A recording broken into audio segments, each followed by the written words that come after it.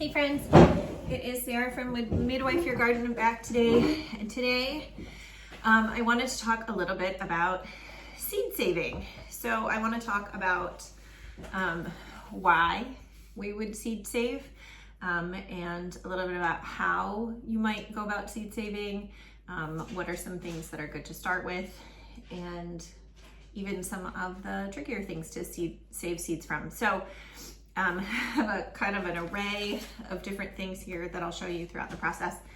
But let's start with why. Why would we save seeds?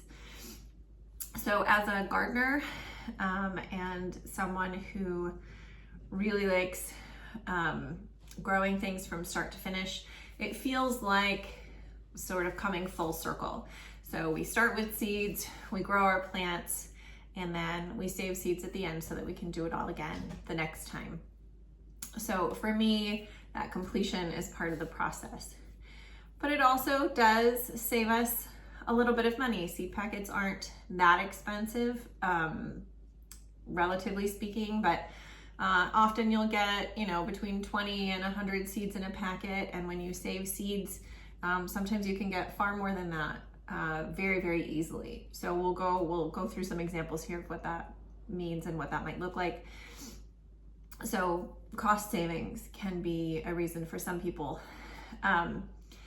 Another reason can be if there was something that grew particularly well in your area. You had a really great cucumber year, you had a really great zucchini year, and you really wanted to save seeds from that particular plant that grew really well for you.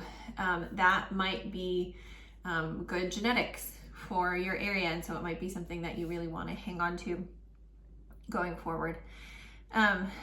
Being a little bit more self-sustainable is also a really great reason to save seeds. Sometimes seeds aren't going to be available from the seed companies, or the type that you're looking for might not be available that year.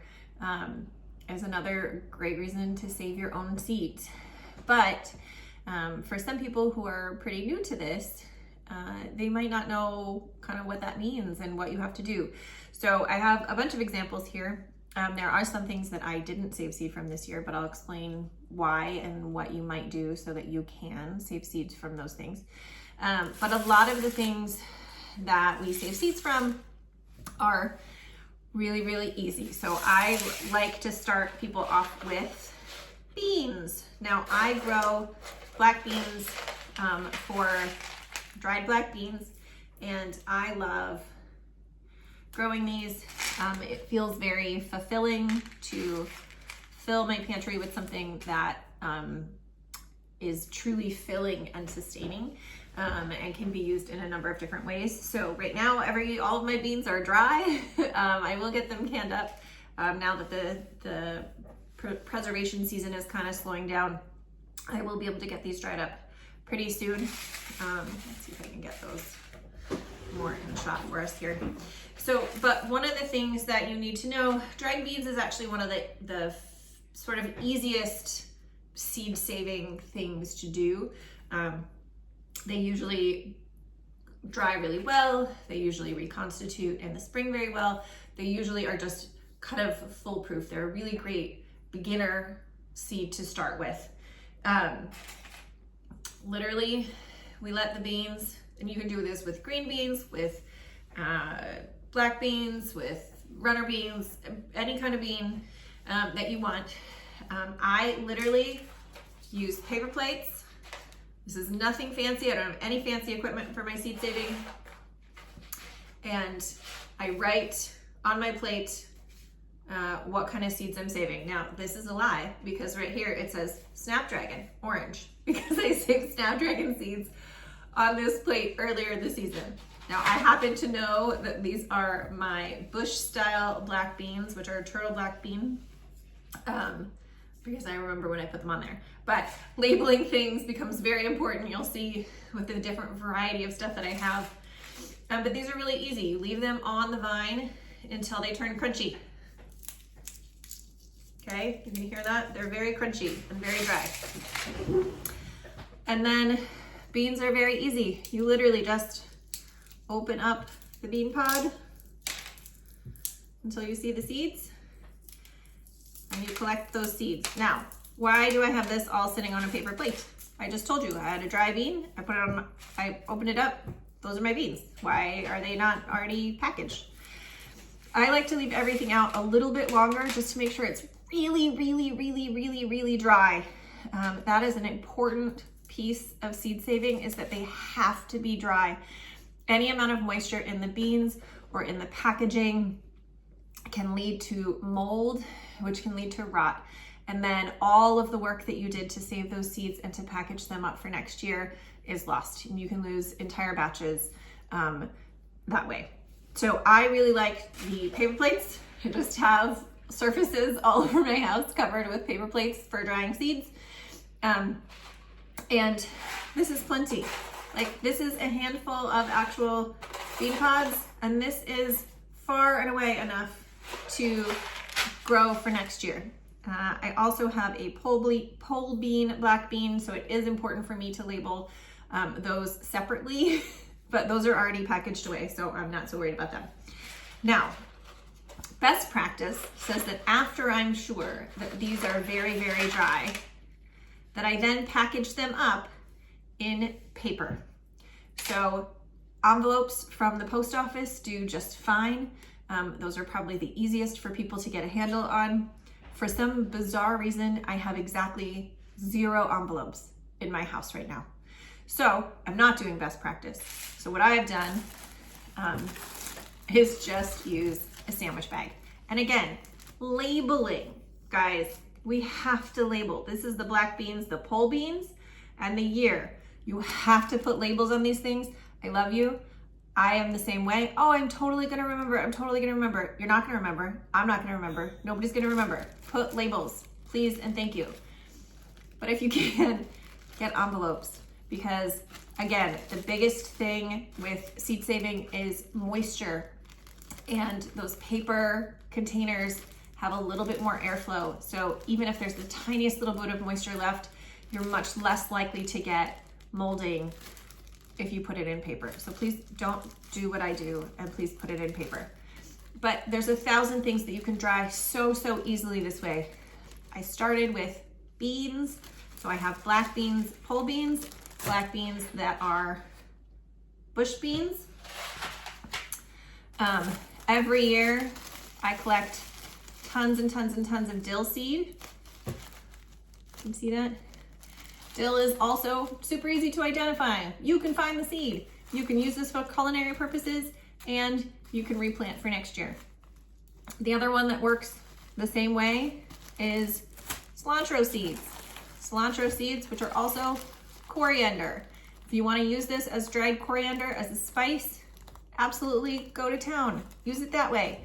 But there's certainly plenty enough in this bag for me to do that and for me to replant my cilantro again next year.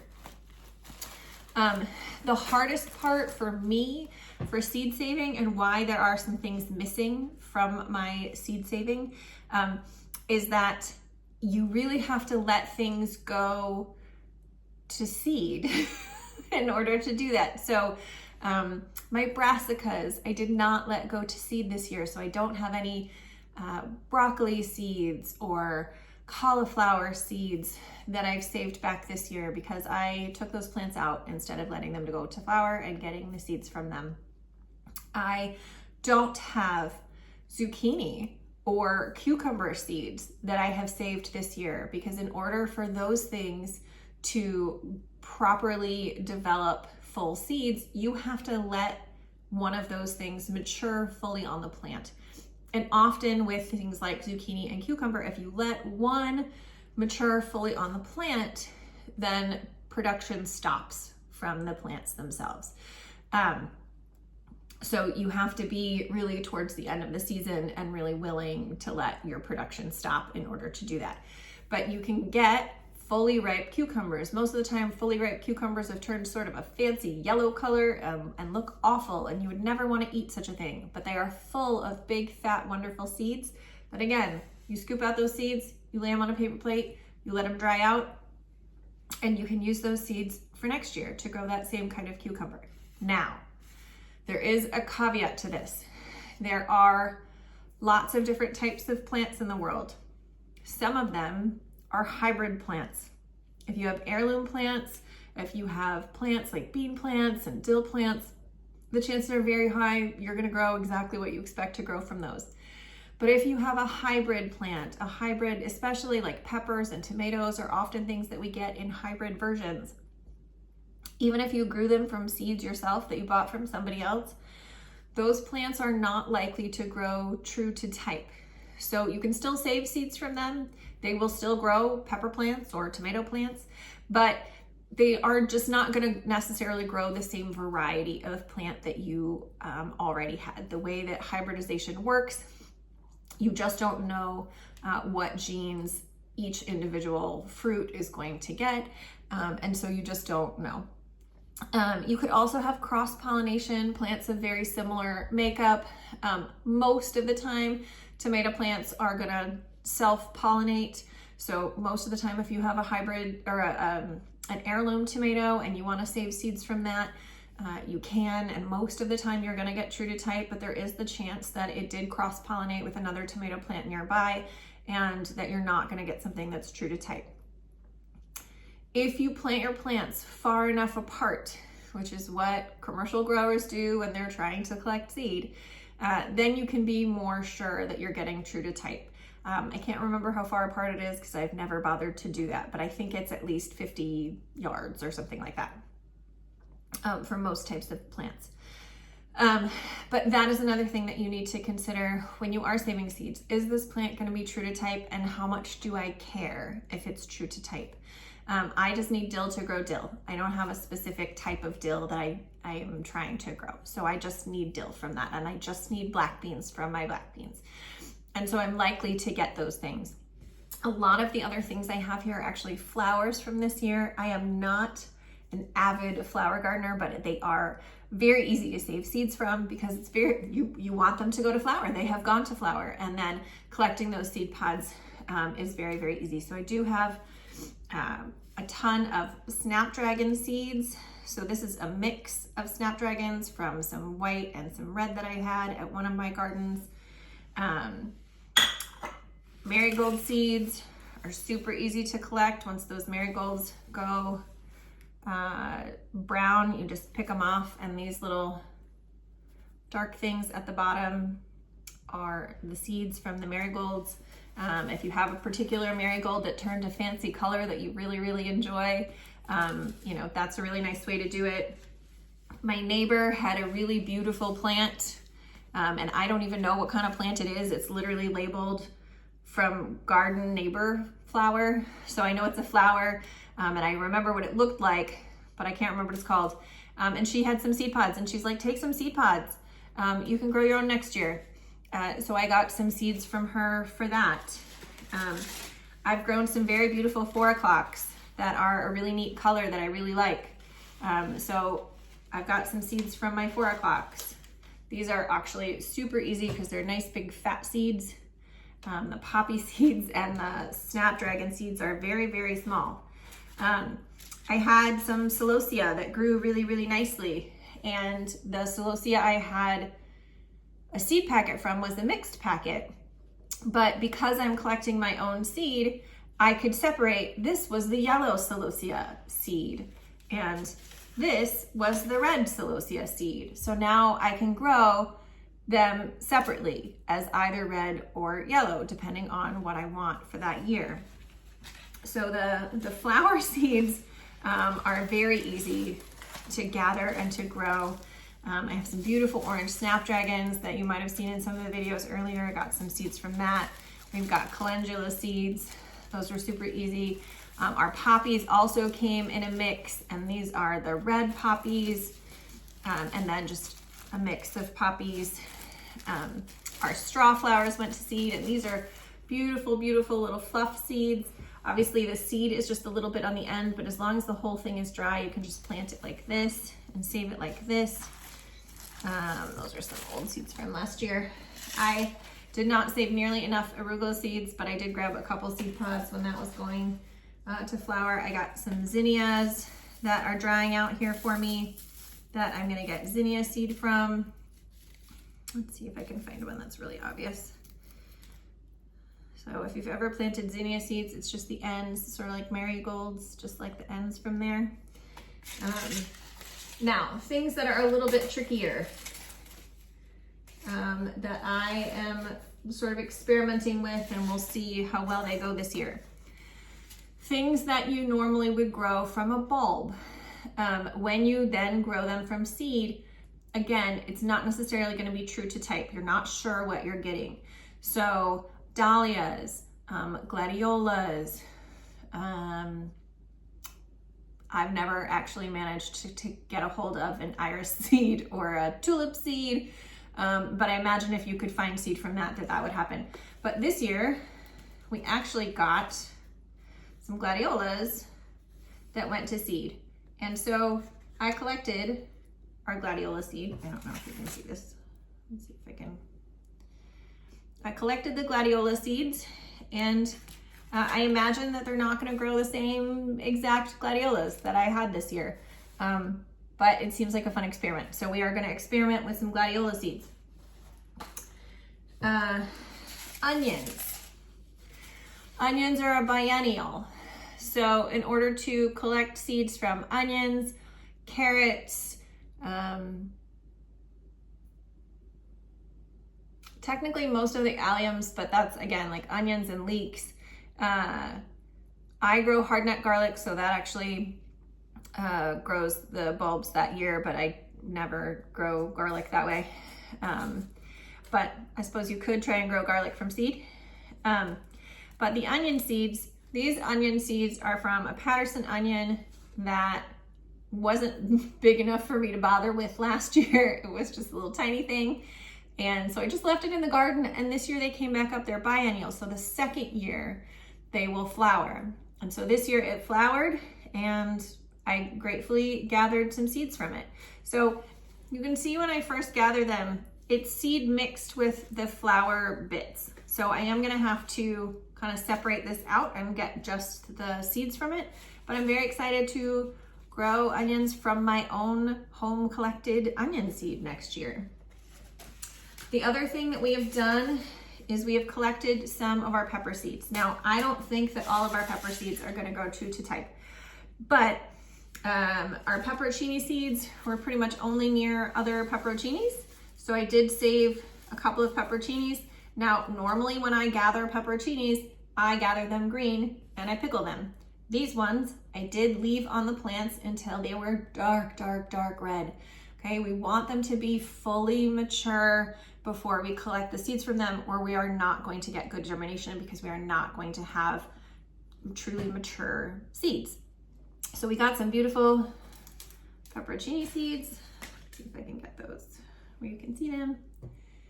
And these really need to be labeled because I also got some orange pepper seeds, and they look exactly the same. All pepper seeds look the same. So unless I have them really well labeled, it's a no-go. So the orange peppers I saved from seed last year, and that's how I grew the orange peppers that I have this year.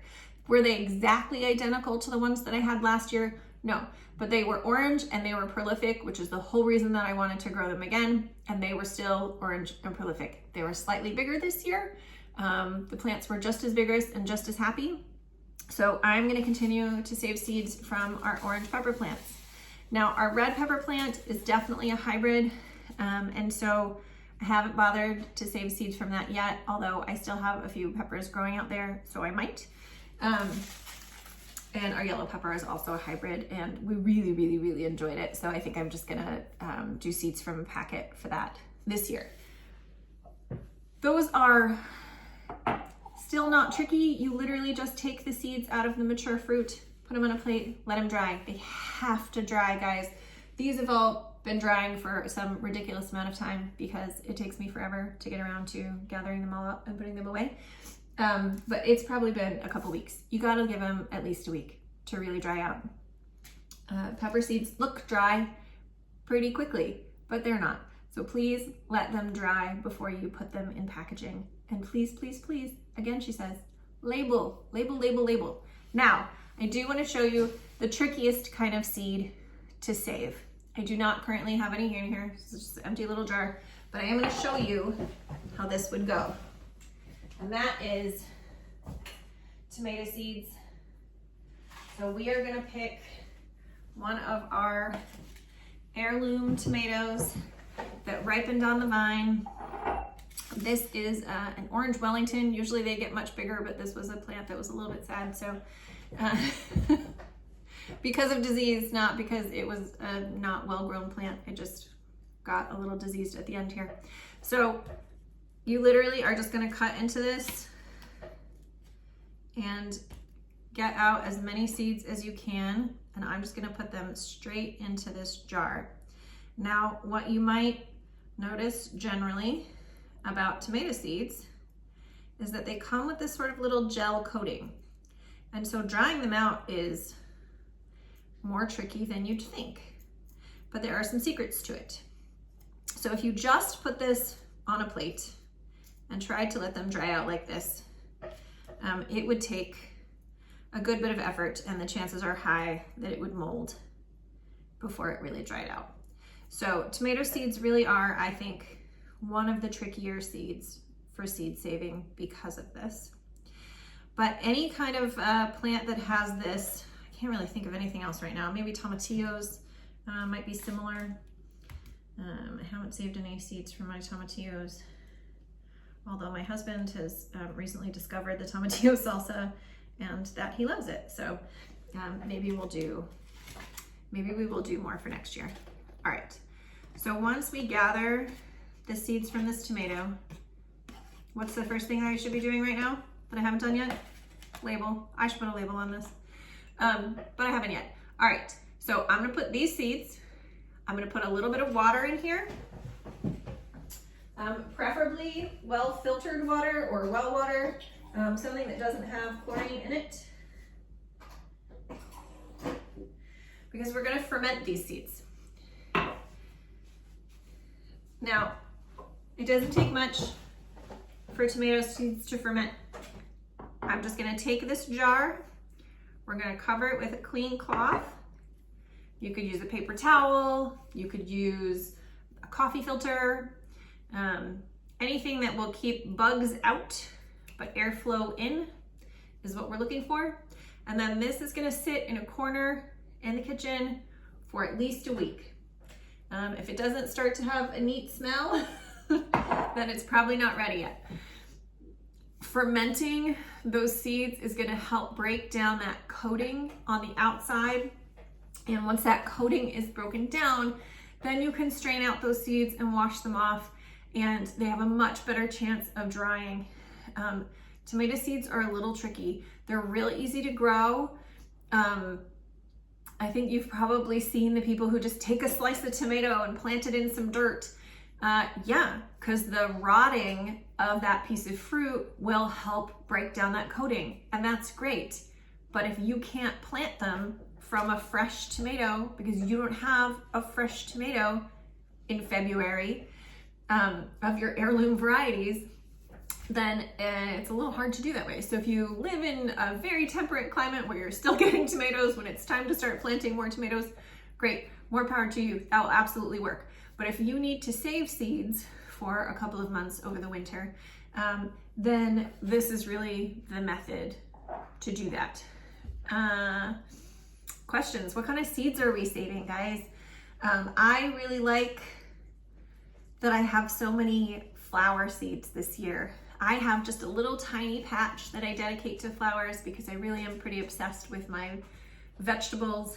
But I am really excited because all of the flowers that I grew this year went to seed very beautifully, and I should just be able to plant them from our very own homegrown seeds this year and not have to worry so much about buying seeds. So any seeds that I get to buy for flowers will just be new varieties of flowers. Our poppies have also tried to self-seed. There are weeds and weeds all over near where the poppies were that are really just little baby poppy plants. And they don't mind cold weather, so it's possible that some of them will survive the winter and pop up in the spring. And I'll have to decide how many of them I'm leaving there because the poppies were actually in our vegetable beds. And I'm not sure that I want, it was like 2 poppy plants and there are now 60 trying to grow. So I have a feeling that those will have to get thinned at best.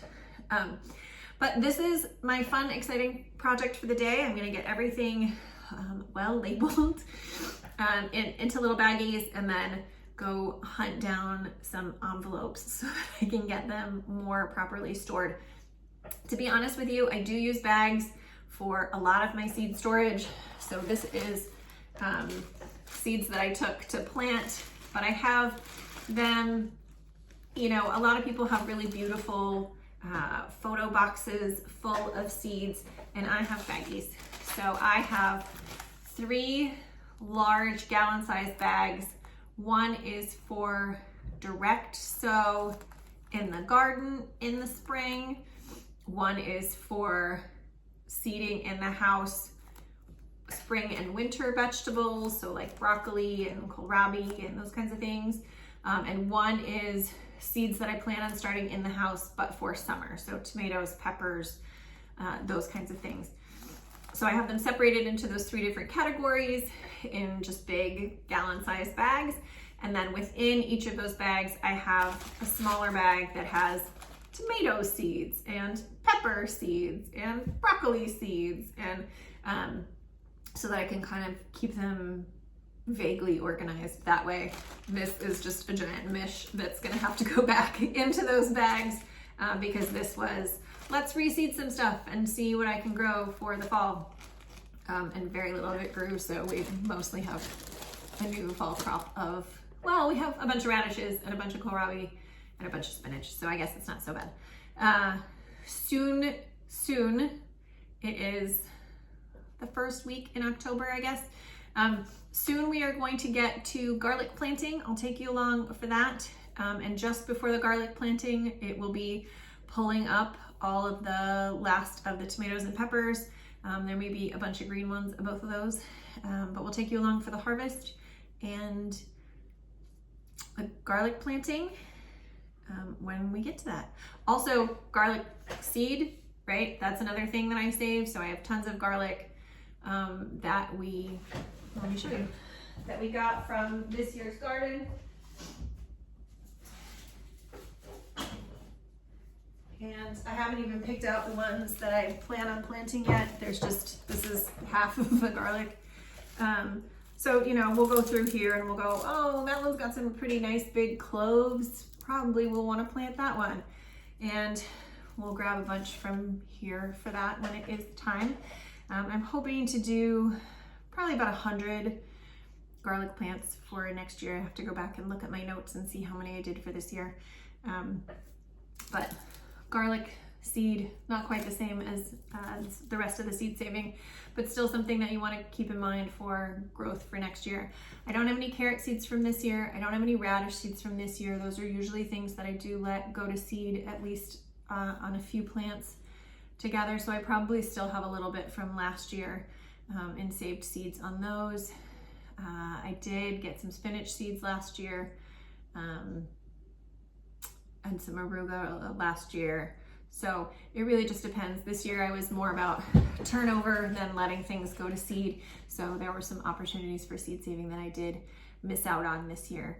I didn't get any beet seeds, although I had a couple that came really close to fully maturing, but I just didn't have the space to keep them in. So I did end up pulling them before I got seeds from them. But pretty much all of these things will go to seed if you give them enough time, and you can save those seeds. So if you have the space to leave a plant in so that you can gather seeds from it, do it. Then you at least know that you have some kind of seed for that for next year. If you can't get it from the seed companies, if the seed companies are out of the varieties that you really like, if a world catastrophe happens, who knows?